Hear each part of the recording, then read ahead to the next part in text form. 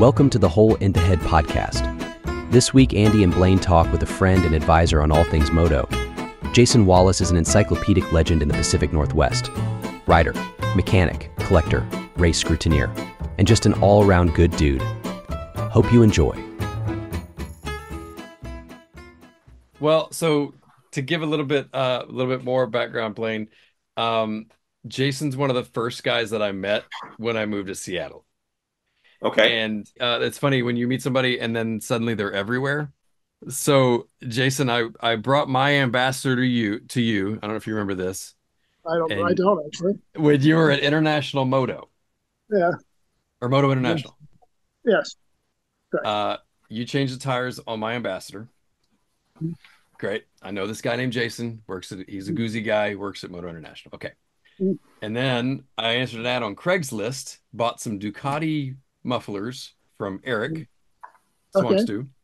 Yep. And I said something about a Guzzi, and he's, oh, do you know Jason? Yeah, I know Jason. Okay, yeah.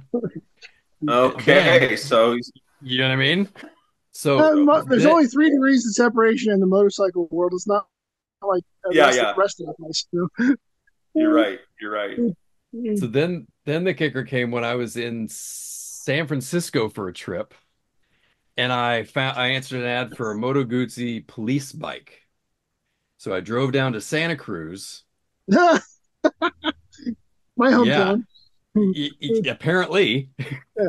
So I go buy this bike from a guy who also works at a place that sells Ducati parts on eBay. Start chatting. I said, yeah, I've got a couple Moto Guzzis. I'm living in Seattle. Wasn't Scott Barnes, was it? I said, do you know Jason? Yeah. So very small world, or less degrees of separation than we think. But or Jason's a huge celebrity. Let's give that a possibility. No, Santa Cruz is a fairly small town, surf and skate town, and it actually had quite a bit of a cult motorcycle following. You ended up with all kinds of Italian and weird shit, and ended up there. San Francisco, Santa Cruz, the whole peninsula there. You end up with all kinds of. Okay, hey Jason, I got a question for you because I want to know this right away. Are you a brand snob? No. So that means you have your. I'm not a Harley fan. I'm not into cruisers at all. So there's that. So no American Iron for you. No, I've never owned any. I mean, I worked on a 1941 Indian here a couple months back, and I won't do that again. That was a freaking pain in the ass to get. The technology is so antiquated. Oh my god. It was an interesting thing to do. My grandfather had the exact same bike, so that's the reason I did it. And having done it, I'm like, okay, I'm not doing that again. So, but are you Euro specific, or could we talk you into buying a Honda or a Yamaha, or are you just? No, I have lots. Tell me where you are in that spectrum. I've had 321 bikes so far, and I would say 60% of those were Japanese, but mainly two-stroke. So I'm European and Japanese two-stroke. Anything that's non-common, I guess. I like weird stuff. Yeah. No, that's right. That's right up our alley. But Andy, for example, is a complete brand snob, and has Benelli, among others. Yeah. And the truth is, so am I. I keep thinking I'm not, that I'm a regular guy, but yet I'm totally look down my nose at other brands that are not European. And I know that, that's probably not, it's probably not fair or equitable, but that's just the way I am. Yamaha and Suzuki, their engineering was actually great. Kawasaki actually has probably the best of all their engineering, but I hate them. I have no connection to them at all, and I don't know why. They are well made. I'm just not into it. Do you think that that's Go ahead, Andy.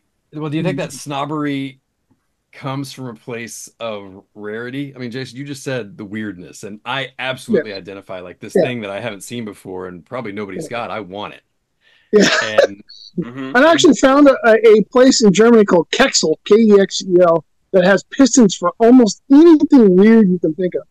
I ended up getting a new piston for my Nuovo Falcone at Christmas, and then I just rebuilt it a week ago. So what's interesting is that are you also this kind of a guy? Because I'm not interested in anything that works. I like it when it's junky. and Oh, yeah. weird.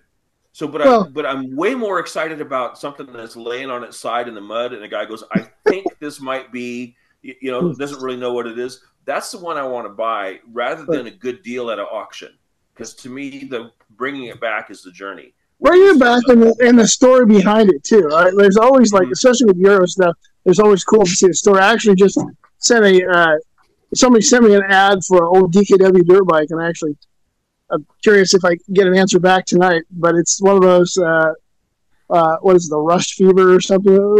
I've heard it called. Okay, it's an old thing, and you end up with it.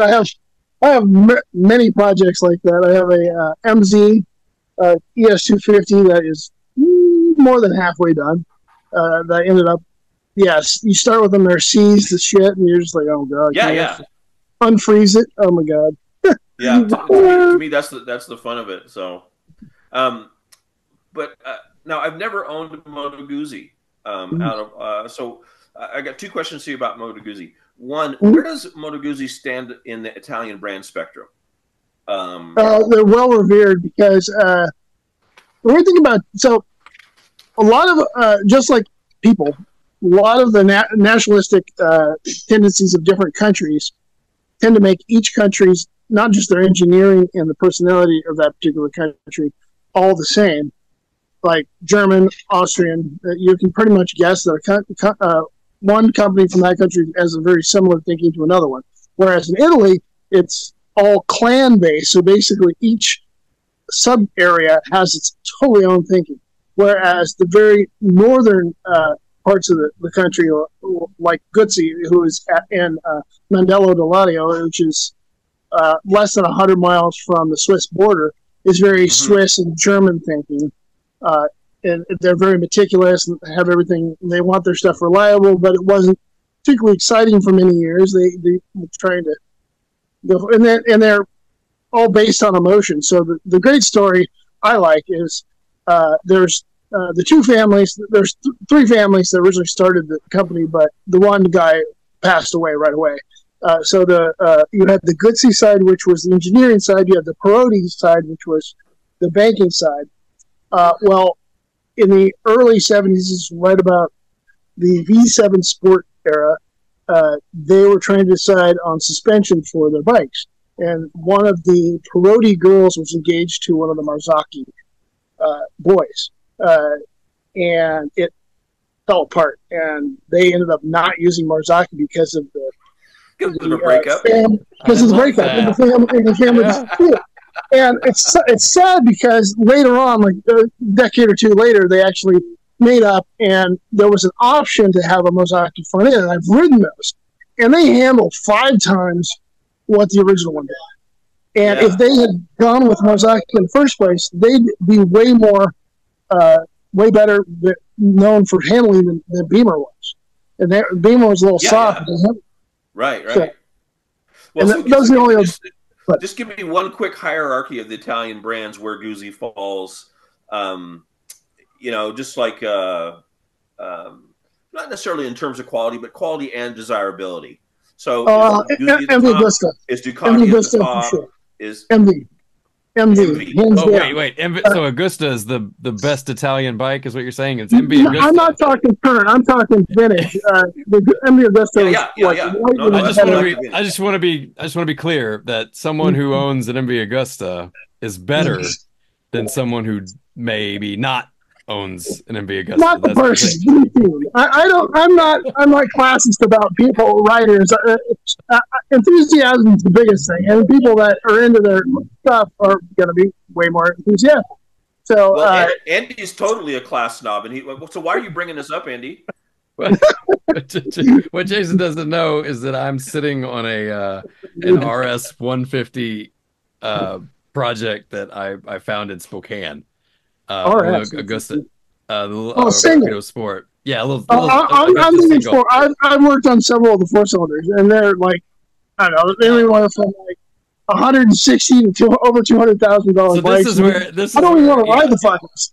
This is where I get a little intimidated with Jason. Where I get excited about this single cylinder Augusta I found. Like, oh yeah, and he's like, oh yeah, what about the this race bike or what? Oh, is that the one you got? I'm like, oh no, it's just the 120. But I'm the same way. I can't afford that stuff too. The only cool bike I have actually a Honda. What they sold at Sears.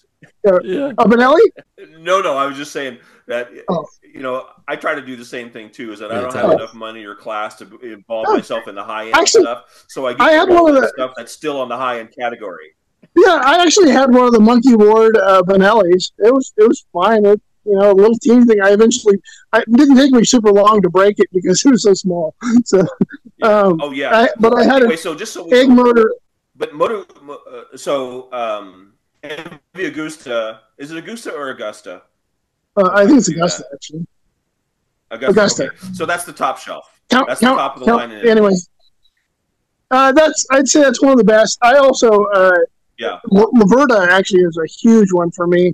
But I mean, they do look kind of like a Honda, unfortunately. But they, from a build quality, Laverdas were some of the best. The original factory, which was Braganza, and Braganza was one. And then the next, when they brought them back, there's a factory that's called Sonic. It looks like Zane, but it sounds like a TS. And they were good quality, but stupid design. I don't know why they did with a 180-degree motor. It sounds like dog doo. Okay, so tell me this just a little bit on the inside of the culture too, because I'm interested in that too. So, if I had to sit down at a table and there's an MV Agusta guy there, and a Moto Guzzi guy there, and a Ducati guy there, which one's going to try the hardest to impress me? Because I hate that. Ducati for sure. Ducati guys, the biggest posers in the world. When in 1994 we were at World Superbike in Laguna, and that was one of the first years they had Ducati Island, and I coined the term Ducati. When 20 guys are standing around one Ducati. That's funny. Ducati. No, I appreciate that because Andy and I always have this talk about, let's go to this rally or let's go to this gathering or whatever. And then sometimes I go and I realize I think I would actually enjoy not interacting with these folks very much because I just hate getting the lecture. I hate hearing the judgment. I hate hearing just the religious end of it that people get into. The atypical Beamer guys are actually the guys I hang out with, like the underground kind of ex-gothy kind of crowd that ride Beamers or tend to be my favorites because they don't the run-of-the-mill Beamer guys are pretty staunch and on the boring side. But I worked at San Jose BMW in my 20s and we built Beamer race bikes, and they're a lot of loud, raucous kind of machines. So, well, my experience in the BMW crowd is that there is, we always call them rivet counters. So if you're selling a BMW, the guy will call you, and you'll tell him, "Hey, I found this in the field. I got it running. Do you want to buy it?" And the guy will call you up and ask you things as if it's been in the showroom its whole life, and wants to know things that clearly we're on the other side of this, And they usually have a nasal voice like this. Have every single documentation it ever had? No. Well, I noticed on the wiring, that was coming down out of the Speedo, that it wasn't wrapped with a cloth wrap from that period. It looks like it more has a vinyl wrap around the wires. Do you know if that belongs on that year or not? And it's like, I don't really give a fuck because the wires are not wet, and so we're riding it. That's kind of where I ended up in it. We've sort of landed on, or at least I have with our conversations, that there are those guys, whether we like it or not. I hate to sort of generalize, but we learned pretty early on that there are BMW guys, and they can be varying degrees of awful. But then the Ducati guys. I had a recent experience in a Facebook group that made me want to die. And you don't want to lump everybody in, and just say you don't want to. But when they're there, you kind of have to acknowledge that they're there. Well, look at all of us. We're not classifiable. Come on. Well, so that's what I was saying is I wonder what and there's a draw. I think that we're kindred spirits in this way, and that we don't. Whereas you tend to work on Italian stuff, and Guzzi's just what I've known of you on one-on-one basis, but I know that actually a lot of weird German shit over the years too. Zundop is another one of those brands. I actually say Sundet. Oh yeah. It's another one that I really have always loved. I had a couple as a teenager, scooters, and I always wanted a KS 601. And a friend had one who was total stoner. So when it came time he needed to sell it, he couldn't remember who the hell it was.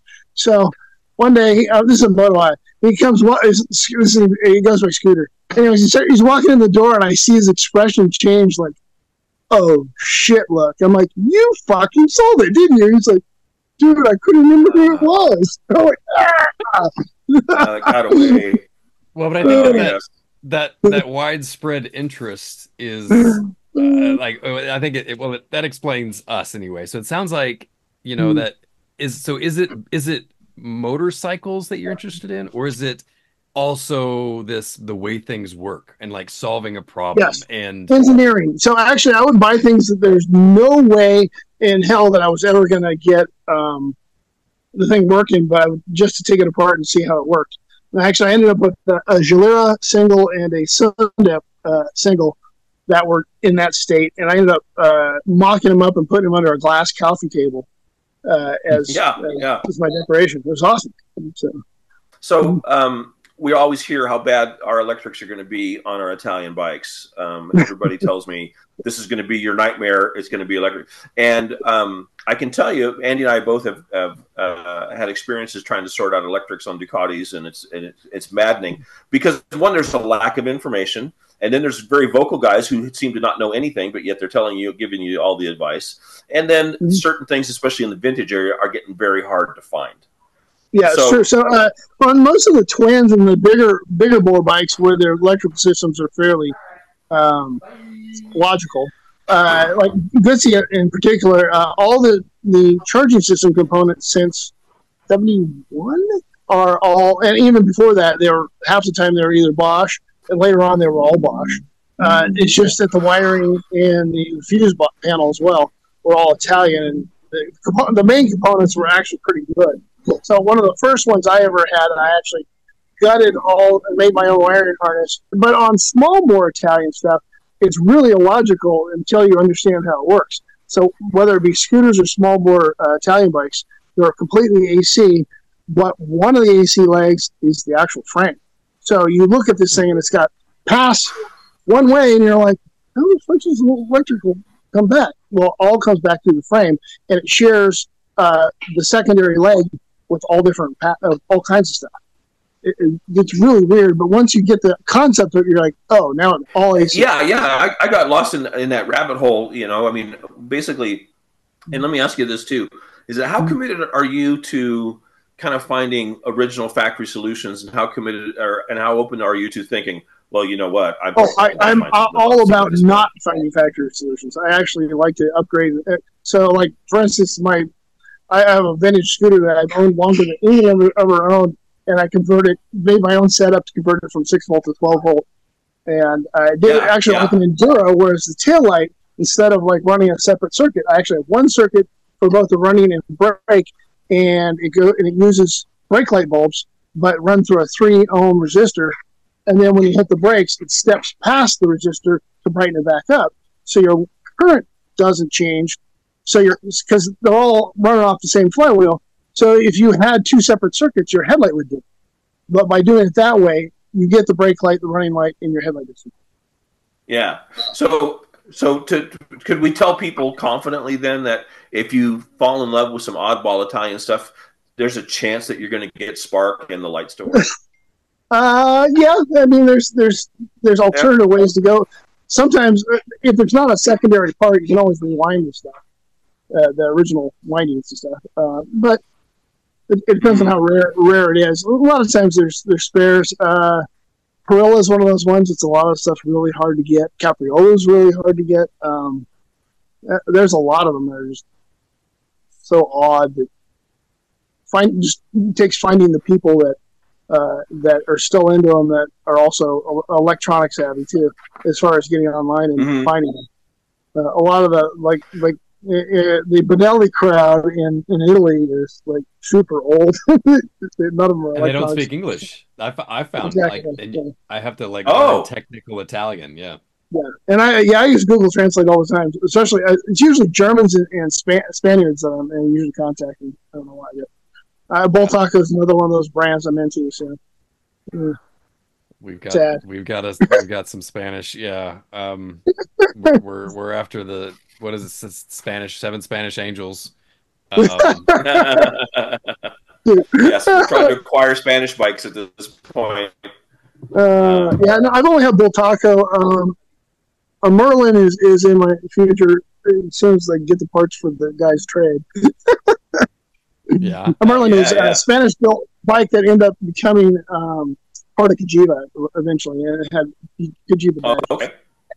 I'm kind of wondering, and this is again just a little bit off in the weeds, but just in case anybody's got the Italian bug like we have,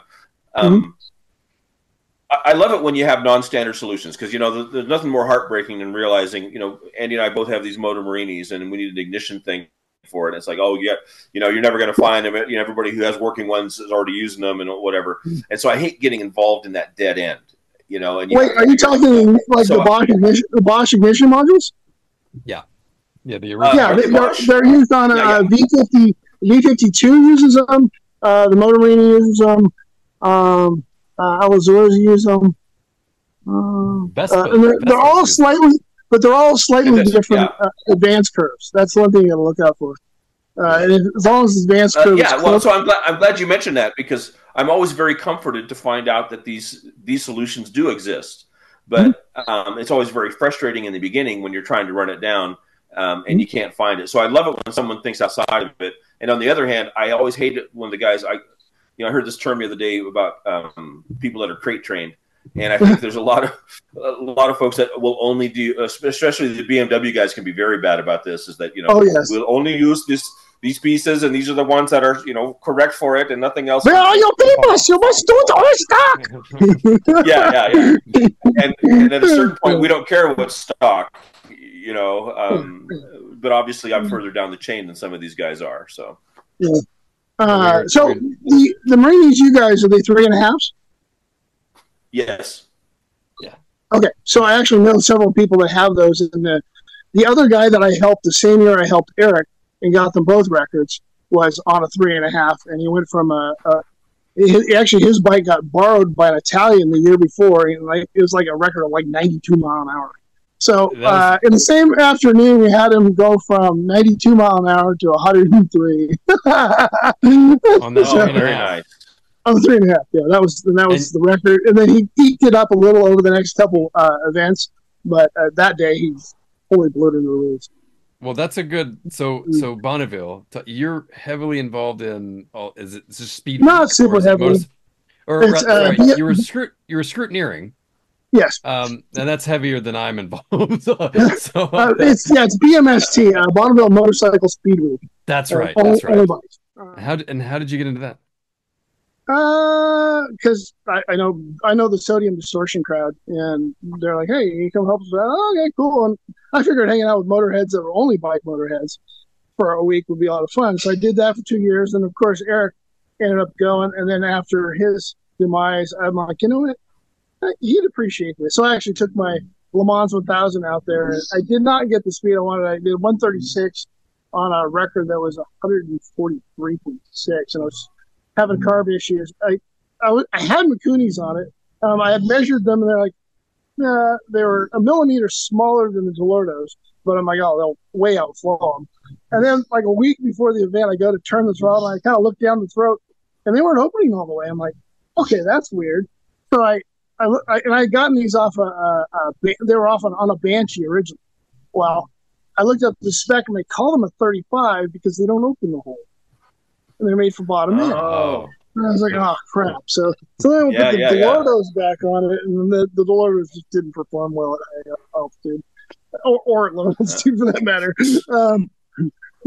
So now you're involved in the scrutineering side of it, and no, I haven't even done it in a couple of years. I don't like doing the same thing every summer, and I always do a lot of I do BDR off-road adventure riding with some friends. And I have 3 groups that typically will Washington, Idaho, and California. We'd all meet up somewhere in between and do off-road. Okay. And I did that for a couple of years. Yeah, go ahead. Yeah, I have one question about the scrutineering scene. For the time that you did it or the time that you've seen it done, how often do you just fudge a little bit to get someone through, or is it absolutely? It's absolute. No wiggle room. You're it's like, absolute. No, but what's cool about it, it's a very grassroots community. You're like, hey, go over there. They will help you. They have the equipment, and you know the couple camps that have all the stuff to get it done, and they have to correct it. There is no fudge. So there's no taking pity on people. No. I mean, they're taking pity on them, is helping them get it corrected. So you're like, right, go over there, you bring them beer or bring them something, and they will they'll take care of you and get you legal. So. And that's a good thing. We've seen too many people crash out there, and it's like if you crash because of mechanical, no, that's lame. So, and actually, when I went out and did my rookie run on my 1000, there was a guy on a beautiful 1930s BMW going right before me, a Brett, and I saw him reach down and adjust his steering damper, and I'm like, oh, cool, he's turned it up, which reminded me, I better turn mine all the way up too. Oh, he had turned his down, and he ate hard. Oh no! And he was really kind of moving that slow that night. I mean, it's all flat; you just bounce, but it kind of buggered up the bike pretty good. And then when I got my run, of course, I had it all the way up. And you see stuff like that. But the classes where you're only doing about less than 150 is massively different than like some of the guys that are doing over 300. You're like, you go down at that speed, you slide fall all the time. Yeah. Oh yeah. So did you ever have anybody that was just an absolute disaster that didn't make it past scrutineering, or you just thought this poor guy is just? Oh yeah, there's people it's usually people that have never been. Yeah, and they'll have, like come to scrutineering like 3 times in a row sometimes. They're trying to straighten something out. Most of the guys that have been there forever, like come through once, done.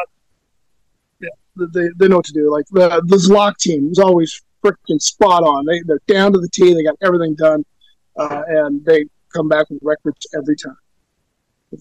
Yeah. So if Andy and I show up and we're completely ill prepared and underpowered financially, but we have big dreams, we have a chance. Yeah, actually, underpowered. Actually, you find a lot of either no records in that particular category, or you have them where they're fairly low, and that's what most people do is they'll look at the records. And so if you watch the movie Pit Boy and the Silver Eagle, he actually he ended up finally going for a record that didn't have anything. That was David's. Yes. Yeah. Yeah. Okay. It was sort of the whole movie was very tongue in cheek. It's pretty cute, but it was funny. Well, I was gonna go with my little. I have a little Moto Guzzi single, pushrod single, and Stornello. Stornello. Yeah. And I was gonna be hopeful for 65, 70. I mean, I'm sure it's possible. It depends on how much compression you get out of it, and whether you're running a fuel class or a gas class. A gas class, if you're running high enough octane, you could get to do that. Sorry, if you haven't gotten the sense by now, I was not going to be doing high octane. I was going to be taking my stock. I had clip-ons, I think, was about, about all of, I put on fiberglass fenders, because the metal ones I think are too heavy. That's a thing, right?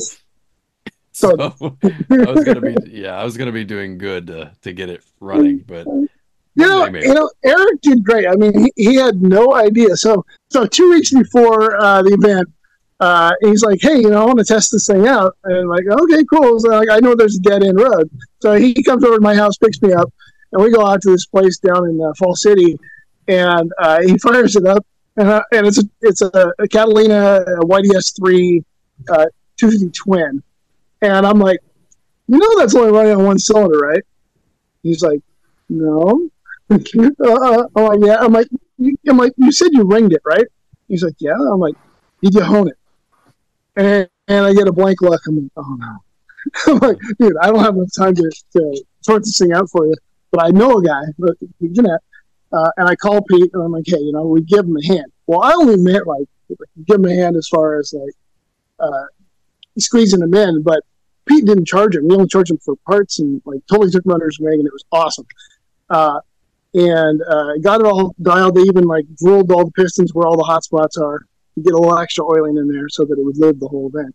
And then we get out there, and I don't think Pete was super familiar with that model. He did mention about the rotor causes crank flex, but we didn't think it was going to go faster. It was a problem.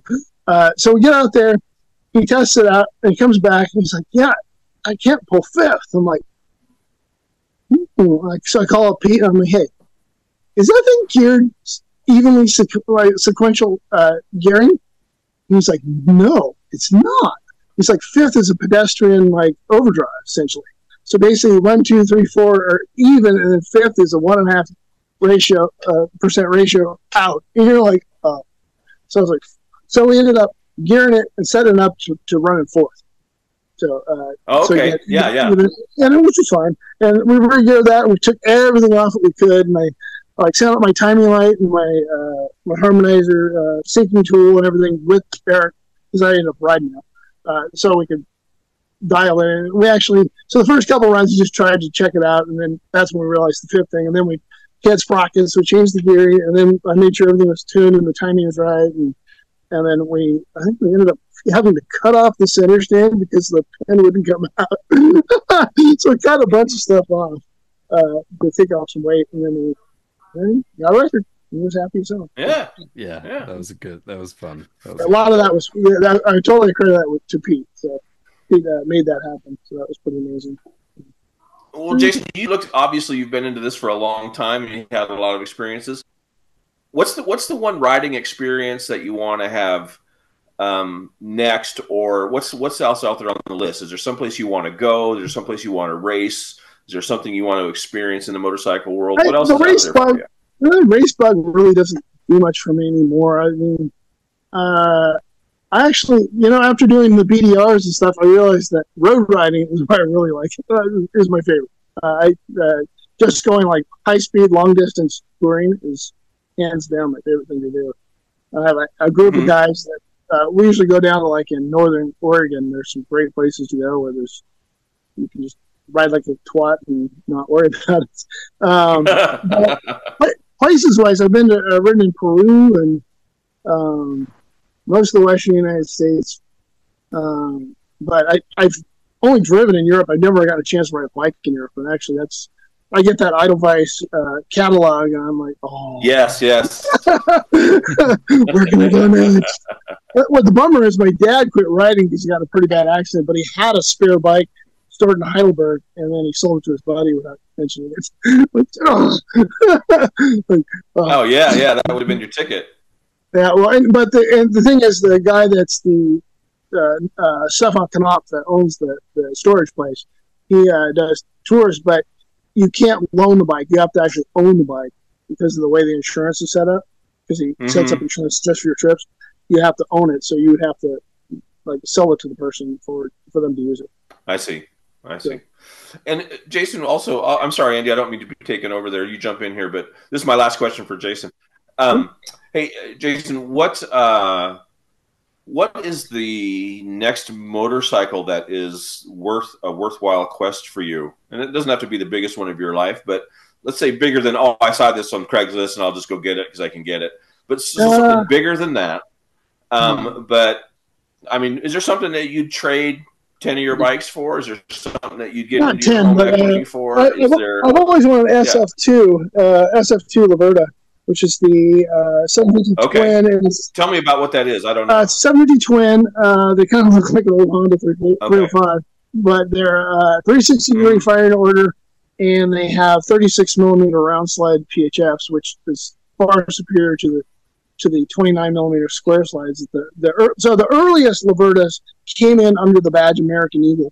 They actually was an American guy that each different model was a totally different brand that he got from other companies, and then he put American Eagle badges on. And the biggest one was Laverda, which Evel Knievel ended up campaigning I think 1 season or 2 seasons.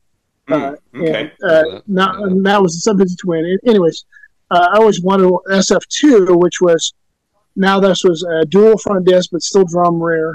And not the prettiest. I mean, it's not like an SFC. The SFCs were amazing. Those, they're worth 50 to 100 grand now. Whereas an SF2 can be had for maybe $5,000 if you're lucky.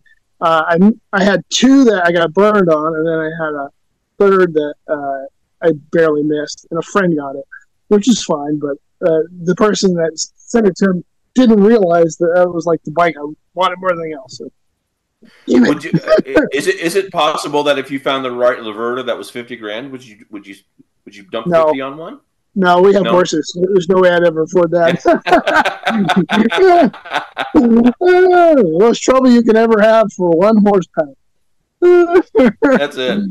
So, hey, Andy, let me ask you real quick. Hey, what else? What is the most acquirable bike on your list at the moment? What do you have to have, or what would you make a big trade for, or what would you put yourself at risk to get? Well, I was thinking about this, and there's nothing like Grail that I want really. Like, I kind of feel like I have a lot of the things that I've always wanted, but one thing that I have not had is a very sort of, this is go back to Ducati snobs, but a very sort of classic 70s twin Dehmlow Ducati. Yeah. Like a Dharma or just something real clean and sexy.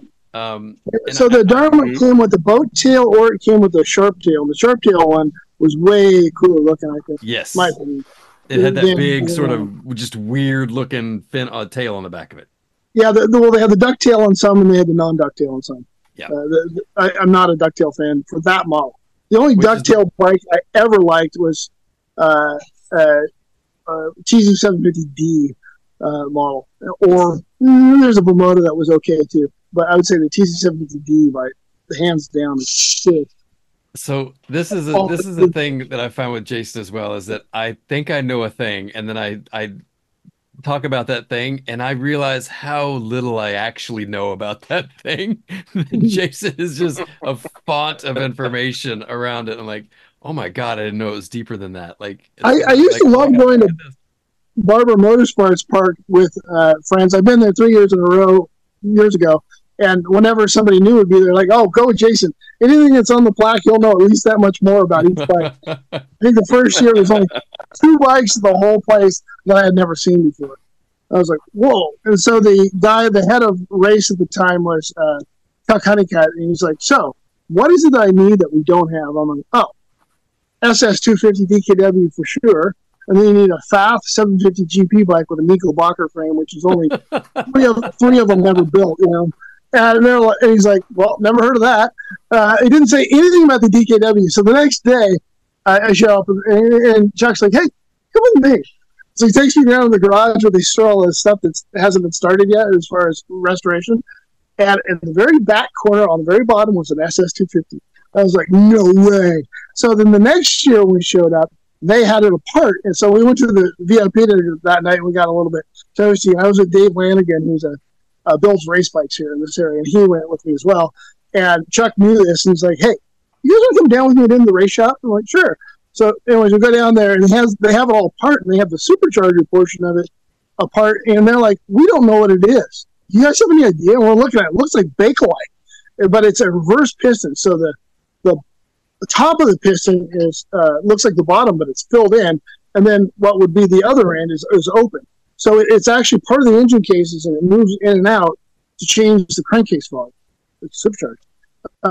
But it was a twingle, so it's 3 pistons essentially. So 2 of them are your twingle. You go up and down and have your transfers on one side and your exhaust on the other, and then one moves in and out to change the size of the crankcases. It was wacky from the 1930s, before they banned it and banned supercharging. Anyways, they got the thing all done, and then Chuck got to take it to Goodwood for the Vintage Festival and do a parade lap on the thing. Extremely loud. Before expansion chambers, it was just straight megaphone out. Wow. Wow. Anyways, well, pretty I went to Barber this year. And I mean, I'm conscious of time, but there's an interesting shift in swap meets. That swap meet has scaled back about 30%. Like they lost one of the parking lots.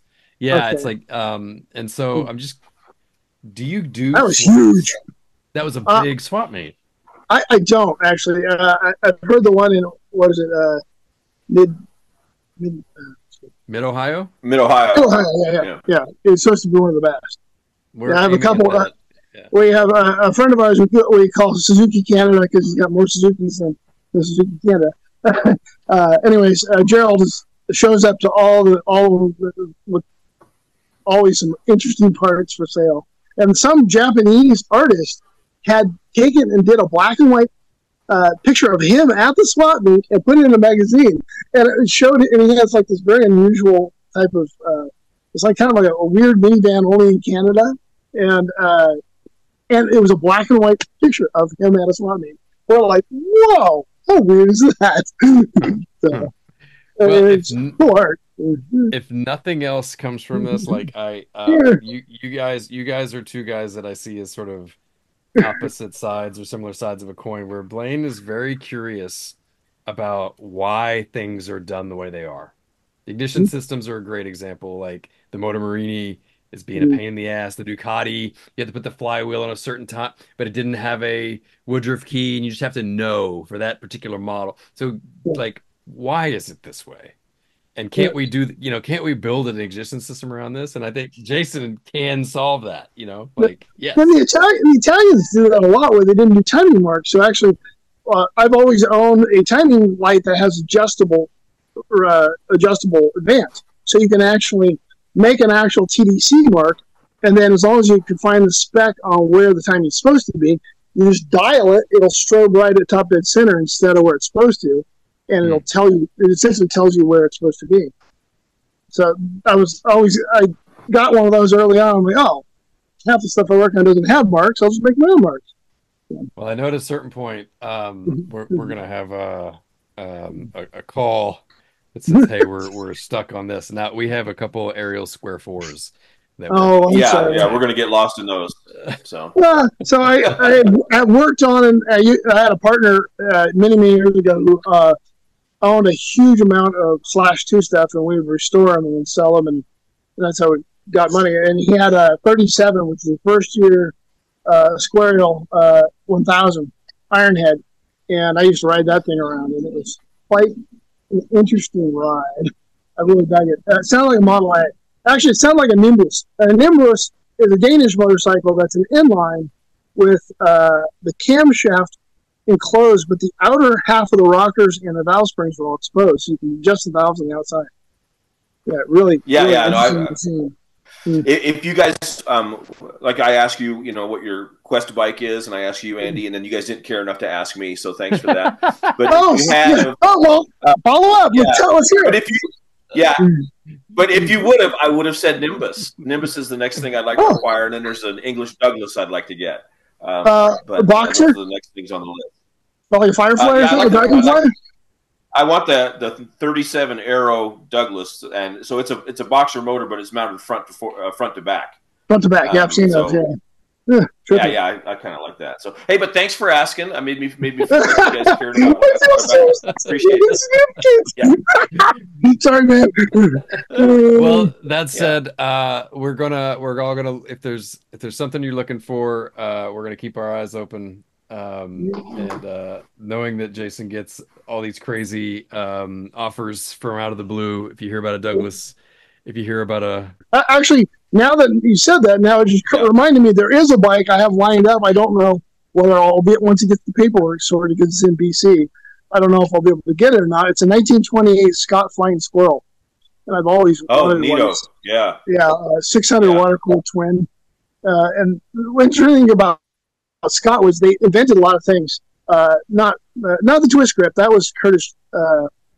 Glenn Curtis, the aeronautical guy who was motorcycle before aeronautical.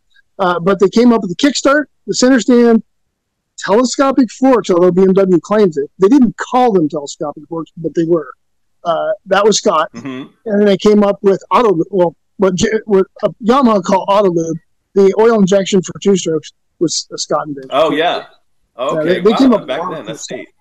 Yeah, but they're thermal siphon, so the cooling, the water cooling wasn't particularly efficient. I think if I had one, I'd probably hide an electric pump in there and get it cycle better. Although I just saw the Portion one recently, Aquablast, who's a guy in England that just does vapor blasting, and shared pictures of a set of cases, and I looked at the Portion and I was like, yikes, that's horrible. They just didn't know, you know. And I was like, and most of the in between the crankcases and up to the transfers was totally enclosed. There's no flow between the two. I was like, okay, they just didn't have any clue at all, did they?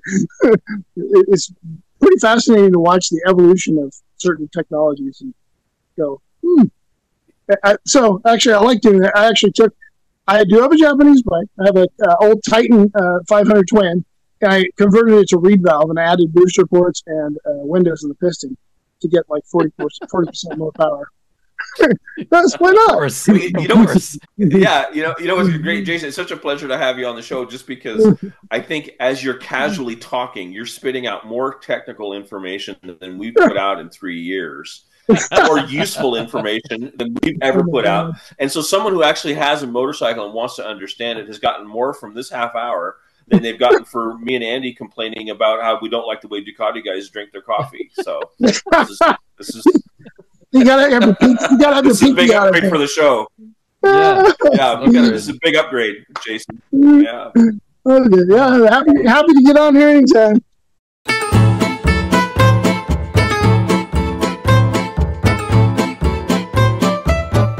This podcast is produced and edited by Hole in the Head Moto.